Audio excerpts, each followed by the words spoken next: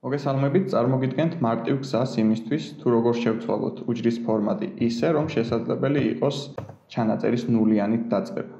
ვააქტიურებთ უჯრას, შევდივართ Home tab-ში, ჩამოვშლით უჯრის ფორმატირების ოფციებს და ვირჩევთ ტექსტ ფორმატირებას, ანუ ტექსტურ ფორმატირებას. ტექსტური ფორმატი გვაძლევს საშუალებას, რომ უჯრაში ჩანაწერის წინ დავწეროთ იმდენი ნულიანი, რამდენიც გვჭირდება.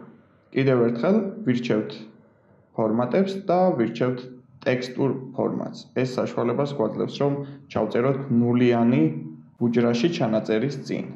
ერთი მნიშვნელოვანი, რაც არ უნდა გააკეთოთ ამ შემთხვევაში, არის გავრცელებული პრაქტიკა, როდესაც აპოსტროფით იწყებენ უჯრაში ნულიანის დაწერას. ამ შემთხვევაში ნულიანი გამოჩნდება თავისთავად, თუმცა უჯრაში ჩნდება აპოსტროფის ჩანაწერი. მაშინ, როცა ჩვეულებრივი ტექსტური ფორმატის ცვლილების დროს ნულიანის წინ აპოსტროფი არ ჩნდება. რა ხდება მაშინ, თუ გსურს, რომ ჩანაწერები სხვა ფაილიდან დავაკოპიროთ, მაგალითად, პირადი ნომრები ჩავსვათ მაშინ, როდესაც უჯრას აქვს general ფორმატი. ამ შემთხვევაში, რა თქმა უნდა, ნულები გაქრება.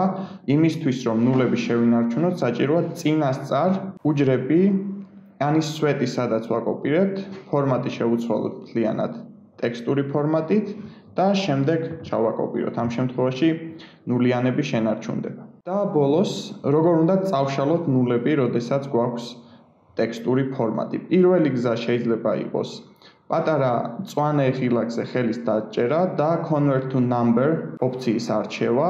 თუმცა არის შემთხვევები, როდესაც ეს მწვანე მონიშნვა ქრება, მაშინ როცა ignore error არის მიცემული. ამ შემთხვევაში კარგი იქნება თუ ისევ გამოიყენებთ general ფორმატირებას, გახსნით უჯრას და დახურავთ ეს გზა ისევ იმუშავებს, თუ არა და შეგიძლიათ მანამდე გამოიყენოთ ეს გზა, გახსნათ და დახუროთ უჯრა, მწვანე ღილაკი გაჩნდება და convert to numbers მისცემთ. თუ ზემოთ ხსენებულ გზათაგან არც ერთი არ გაკმაყოფილებთ, შეგიძლიათ გამოიყენოთ Excel-ის value ფორმულა, რომელიც ტექსტს აკონვერტირებს რიცხვად.